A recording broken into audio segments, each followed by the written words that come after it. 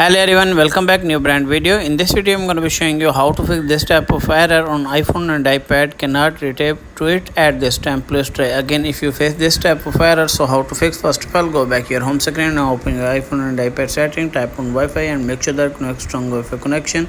Turn off Wi-Fi toggle at least the 30 seconds you have turned it off. After that, go back. If you use mobile data, then turn on aeroplane mode at least the 30 seconds you have turned it off.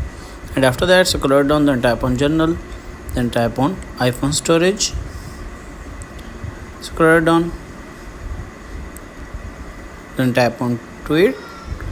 From here, tap on offload your app, and after a few minutes you have again installed. And after that, check whether the problem had been fixed or not. If the problem is not fixed, then go back.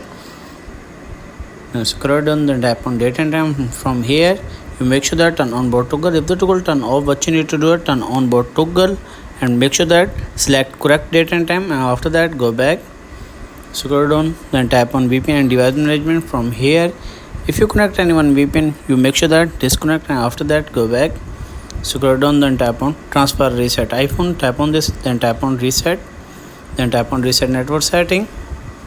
Enter your passcode,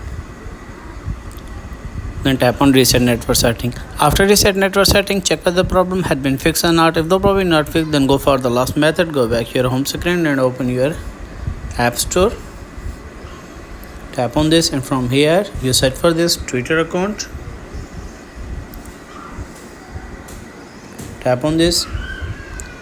From here you tap on Twitter account and make sure that up to date your Twitter account. After up to date your Twitter account, I hope your problem will be fixed. If the video is helpful, then like and subscribe my channel. If you have any problem, share with in the comments box. I will help you more. Thanks for watching.